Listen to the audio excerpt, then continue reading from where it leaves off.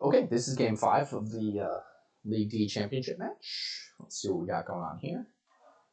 Some pretty powerful menagerie cards here, especially Falconer. Paddock, I think, can be really good here. Sculptor is also not menagerie, but very, very strong. Not quite sure how Sculptor and Menagerie play together.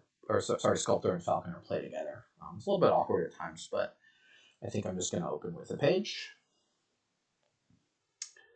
So the only way to trash coppers is loan, but loan is very sad because it'll skip over your travelers. So I'm not sure if you want one. I like what they just did with the Night Watchman, so I'm gonna just completely copy them. So how does this work? I want to discard nothing, right? And then I guarantee to trigger a clean shuffle with my treasure hunter in it. Once you've gotten your champion, then you just get a whole bunch of paddocks, some markets. Neither the Falconer or the Sculptor seems super great. So they got the loan. Yeah. It feels bad as second player just copying first player. I can get another page myself. Get a lurker.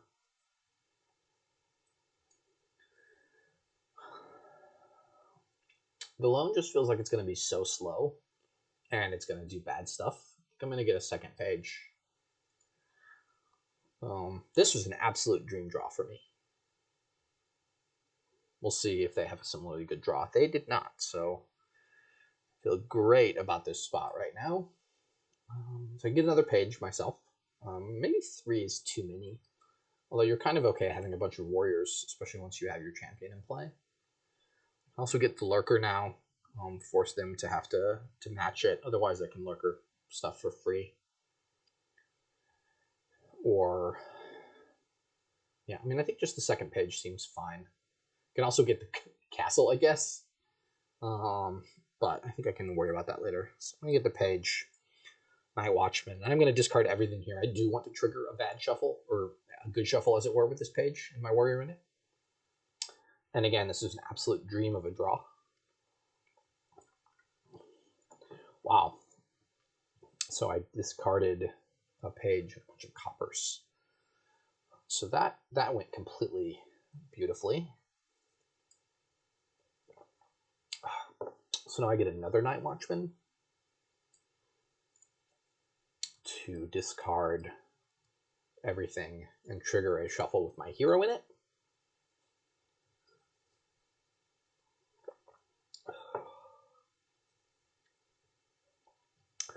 I will pick up a third page now. I think seems fine.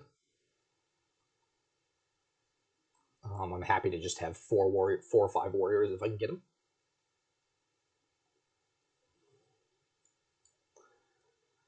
Well, let's see. So at least one of their warriors is going to move up. So there's 3 warrior slots available to. So there's going to be a log jam. I may end up stuck with the treasure hunter, which is fine. It's fine, I think. Okay, discard 3. That'll leave me 8. And now I want to discard 3 again. We'll see. I'll discard 2. I guess I will gain a bunch of silvers.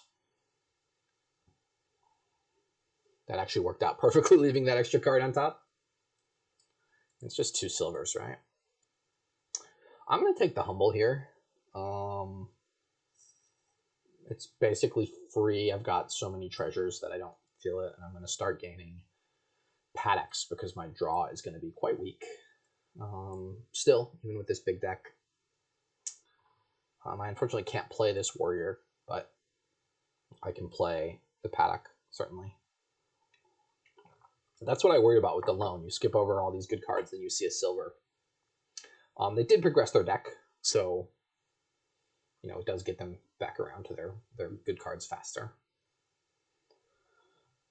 Did we default keep? So there are, yeah, so there's too many cards vying for the, there are too many cards vying for the warrior spot to get more pages. Let's pick up the castle. Discard 5, hope to find my champion. And then it doesn't get discarded somehow. So it does look like I'm going to find my champion here. Tower is interesting with whatever card I'm towering. Okay, so I need plus buy, certainly. I'm not that interested in taking this castle. So I'm going to take the market and then try to... Yeah, the thing that I worry about is getting a really nice big draw and then not having enough buy. So I think I will take one market. And I cannot move this dialogue box. I think I'm going to exchange this to Treasure Hunter.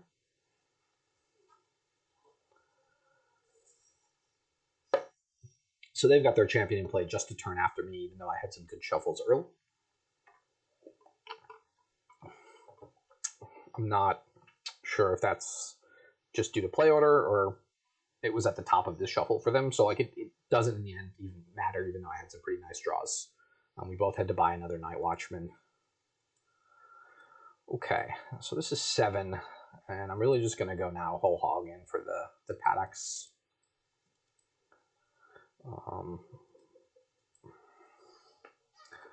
thinking about tower. I haven't really thought about tower as of yet. If that's a pile to consider, they're going for the paddocks as well. I can also consider slowly grabbing the castles, gaining victory points that way. But I think if we're both going to trade turns on paddocks, I'm ahead by 1 already. So how many cards did they gain? They gained 2.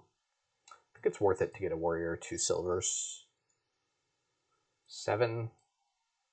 I mean, I'm just going to continue the plan, go for the paddocks, discard everything that doesn't draw, and get the warriors. So now there are no more warriors. So I'm going to switch the page to, well, maybe. So their page will be stuck on Treasure Hunter forever. We also didn't do much trashing with the warriors, which you sometimes see in these kind of traveler games.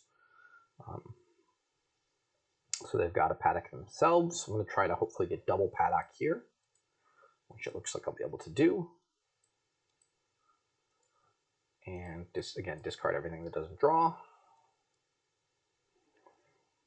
So now that I've got double paddock, or now that I've got 4, do I have 4 paddocks or 5? We'll see once we empty the paddock pile what the tower points do. Once we empty the paddock pile, then I'll just go into the castles. And I have these 2 extra castles I got sort of as random buys. The extra pages don't do a lot because these treasure hunters are not that great when you're trying to draw deck. You really want to be drawing through. I probably need a second market, to be honest. Although there's some question as to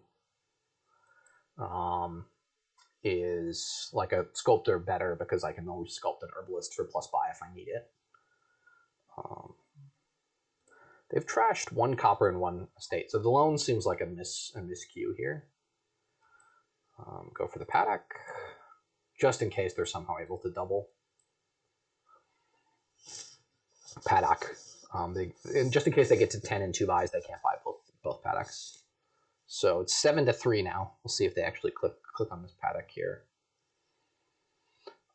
Basically, I'm using it for the money. Yeah, so it's 13-7. So I won that split 6-4. And probably I'll go in for the castles now. I can consider if there's a first, if there's an advantage to buying. There's 6 castles left, so I get the 1st, the 3rd, and the 5th. They get the 2nd, the 4th, and the 6th. Let's consider if there's some kind of advantage there for either of us. But this castle is worth 3 victory points for me right now. Enclave is also interesting, but it's not really draw. And again, I also feel like I need more plus buy. I've already seen my market this shuffle. So that's a way they could potentially get back in, is with being able to buy more things in a turn. So those are my two considerations, market and small castle. But I think if I go small castle, they're kind of forced to at least somewhat respond and try to get castles. Because if I get the whole castle pile, then the +5 is not going to help them come back. I'm not sure if there's other considerations like trying to pile one of these small piles for the tower points, but it's only worth 10 points. So yeah, so opulent. Oh, that is not an attack card. Interesting. Yep, it's not an attack card. I didn't think that would apply to me because I have champion in play, but it's not an attack card. So that actually is going to hurt me this turn. Maybe prevent me from buying the opulent castle.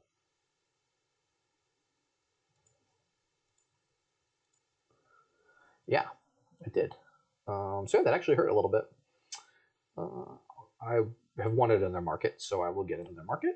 And yeah, I would have drawn any two of those cards get me to 8. And also get more horses in this shuffle. So I'm going to definitely hit my price point here. I don't think I would have changed how I played that if I'd known that was not an attack, and I should have known. But Sprawling Castle is a nice castle to get. Okay, so I guess here I'm playing to get to a source of plus buy if I can, which I did not, which is a little bit unfortunate. Okay, so I can definitely gain the duchy. This would have been a great turn to have plus buy. I could have bought 2 castles, and they're both in the next hand. Interesting. Okay, so now we're starting to see I have a ton of horses now, a ton of paddocks, so my turns are going to start looking better. We'll see if I want to buy the Grand Castle or leave it for them.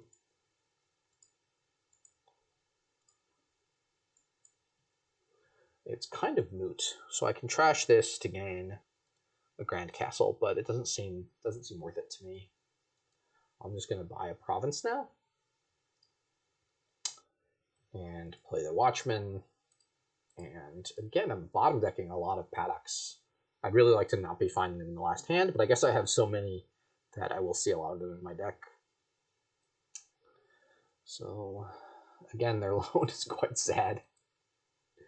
They got the King's Castle. Okay, so if I'd hit 10 last turn, I could have gotten both the last 2 castles. This is a quite a sad hand for me. Guess I'm just gonna get another market, and if they get the King's Castle here, I'm gonna be quite upset. Like the times I miss, the price points I miss, they have missed as well. I feel like, well, I hit 16 in one buy, and then I hit 8 in 3 buys. So that's kind of the issue with these decks with no trashing. But I do have just a ton of plus sources of money, so this seems to be working out all right. As we see, that's a big jump in PP for me there. So I've got a decent lead. 12 victory points is actually quite a big lead. I think I will get 1 herbalist. I have a ton of horses. I'm going to need the plus buy.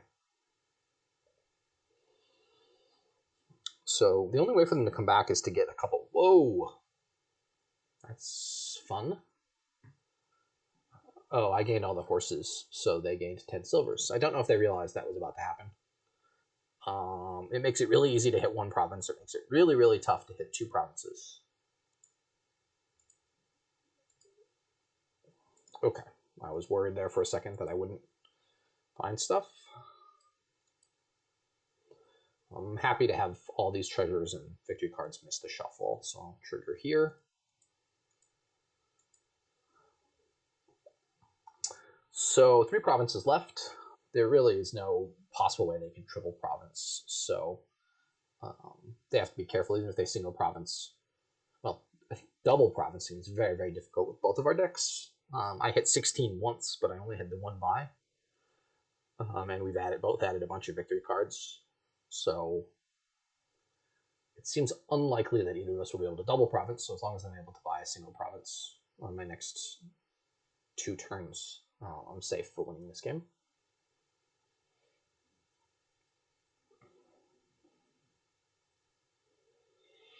Wonder if they don't province here. I wonder if I could do something like buy 3 Night Watchmen here, guarantee like 5 paddocks in the next turn, or like 4 paddocks in the market, and threaten to pile out the Night Watchmen for the tower points.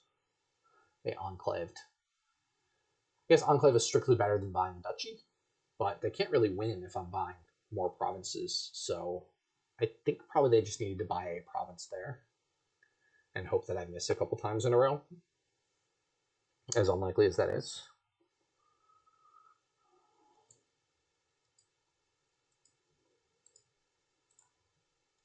Yeah, so even with not a great turn, I'm still hitting enough to buy a province, and I can play the Night Watchman to discard everything that's not draw.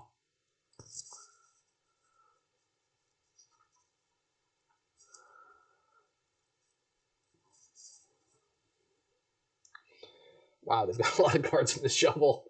It's weird to be building a engine-y kind of good deck that has 56 cards in it, well, plus, more even. And again, both of our decks have so few sources of plus buy per card that it is tough. Okay, let me play the paddocks before I accidentally trigger a shuffle, just to make sure. Yeah, so I'm looking to pile out here, so I'm just going to click all the horses. I believe it's in hand, but I did find all of my horses and actions. Play all treasures. Yeah, so that was actually like the first big turn that I had the whole game, but I was ahead by enough; it didn't matter. But that's the kind of thing you can do with all those paddocks and building up. I should have gotten a 3rd treasure hunter. What does the 3rd treasure hunter do? Is it just for another warrior?